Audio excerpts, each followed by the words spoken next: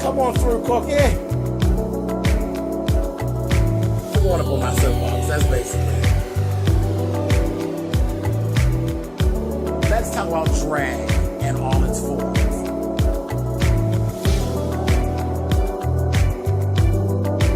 What, Cookie?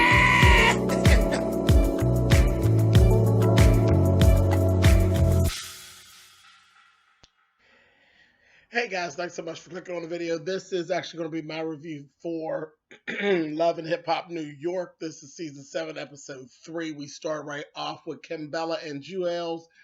You know what? The thing that I'm noticing here, it's going to get old real fast. This whole thing of Kimella not wanting Joel to go. Baby, men got to go to work. Period. He cannot sit up in no house up underneath you and no kids and think that he's going to make the money that he's going to make going out grinding. So just, I mean, that's just stupid in general as far as trying to build a whole storyline behind that. And the thing is, if he really wants to fuck somebody, he's going to fuck them. It'll happen right up underneath your nose. It can be right up underneath your nose. He ain't even got to go outside the house. If he has people come in, girl, you can slide one in on them real fast, honey, while you right upstairs during nap time, fucking his ass off, you know? So either you trust the man or you don't.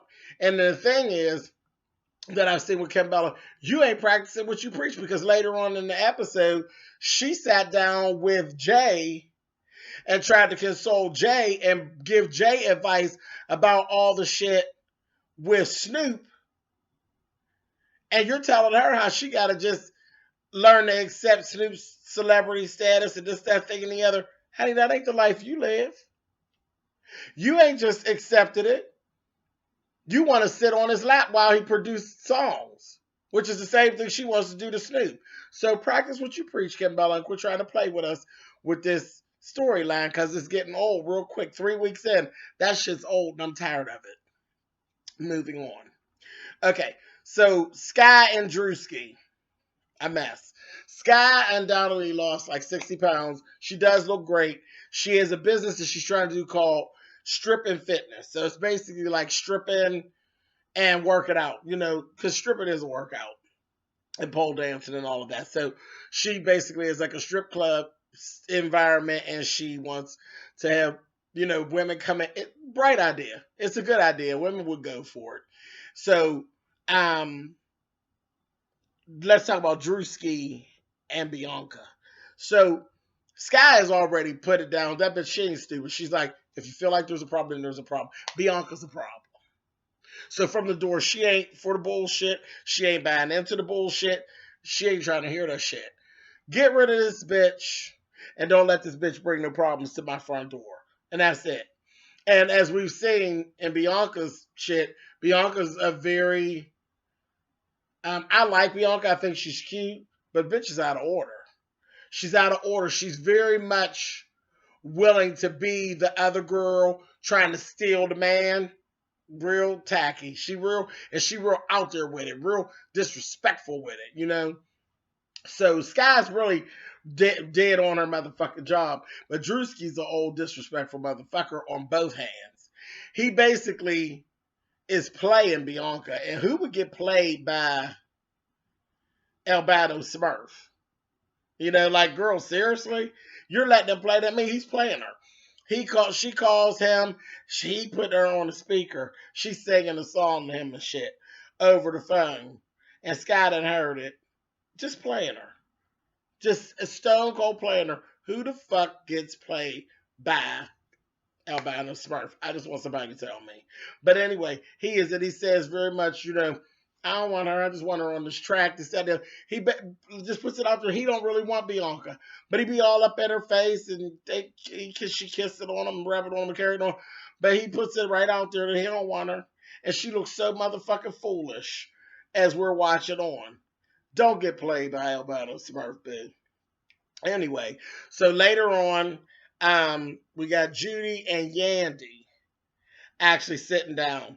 Judy basically brings Yandy up to speed and lets her know, shit, little Mandisi's ain't even been staying with Samantha.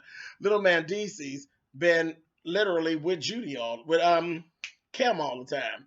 He don't be with Samantha. Samantha just bumping her gums. He's with the grandma. So Yandy's like, well, that doesn't make any sense. His brothers and sisters is here. And, he could be here if she ain't going to have him. What is all this fuss that she's making? Well, bitch, she's getting back at you. Because when Mendices is around, you're the queen bee. But Mendices ain't around no more. So, bitch, fuck you. And she's making you feel it. Bitch, fuck you.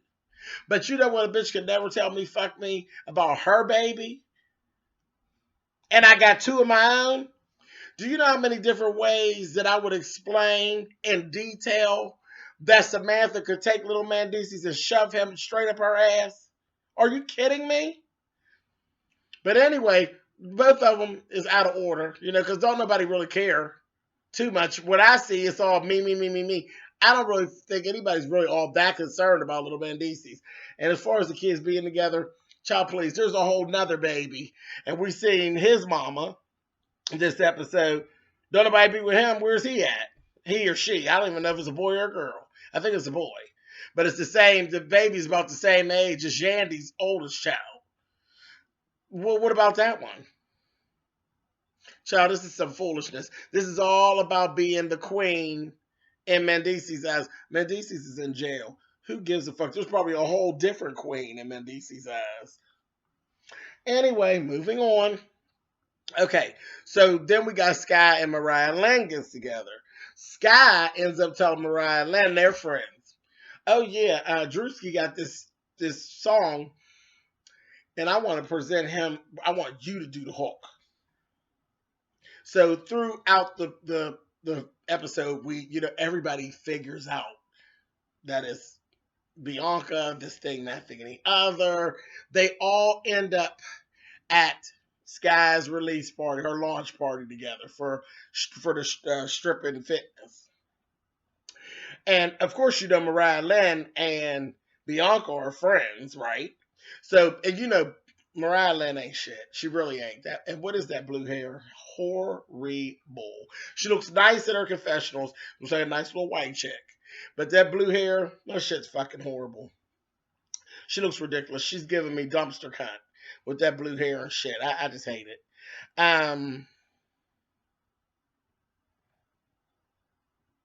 They get together, they get to argue, and they argued it all out.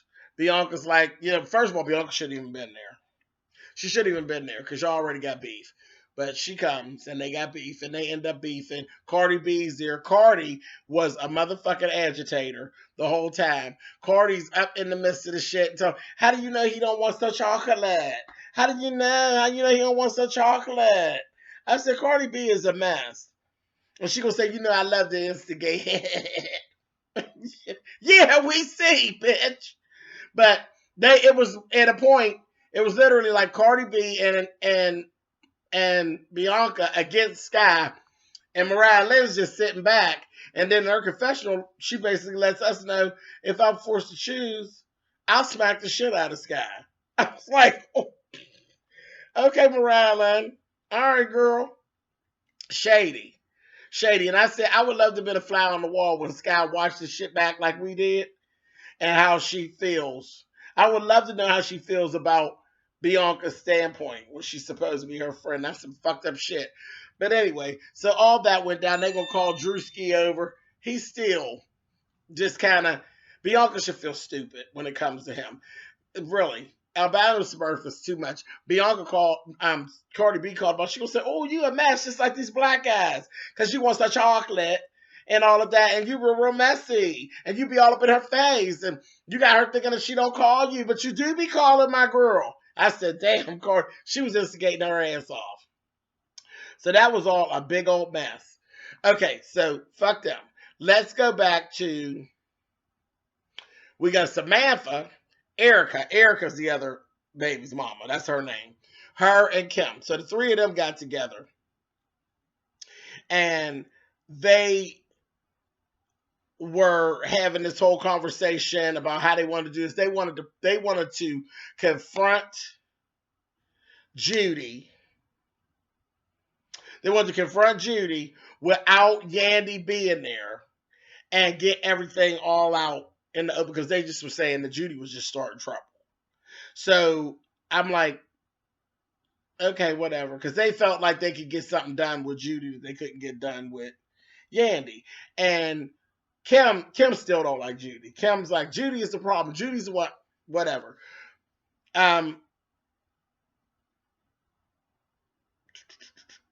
Other way around. Sorry. Kim wanted to get, yeah, wait a minute. Yeah, Judy ended up meeting with Yandy later on. Judy is the bulldagger. Yeah, Kim's the bulldagger. Kim's the bulldagger. So yeah, that's right.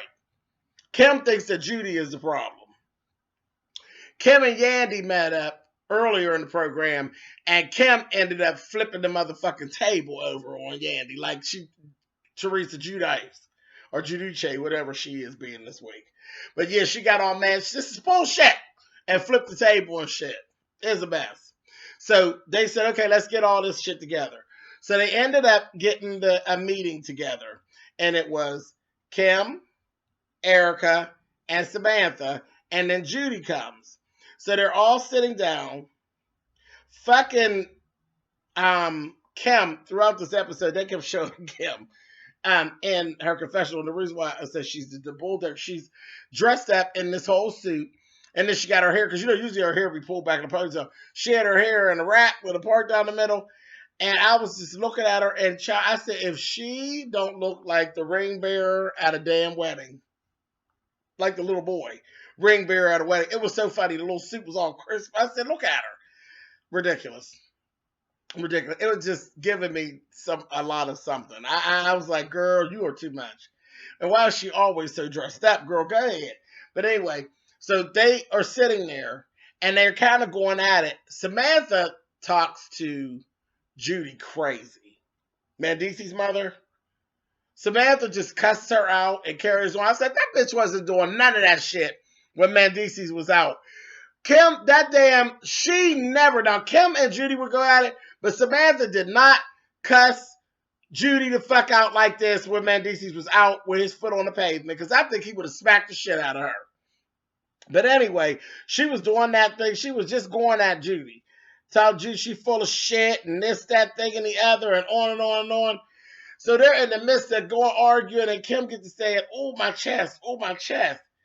And she will say, oh, here we go. She ends up really having a heart attack at the table. And that motherfucker Samantha turned around and blamed Judy for the heart attack. You upset her. I said, stop. Really? Really?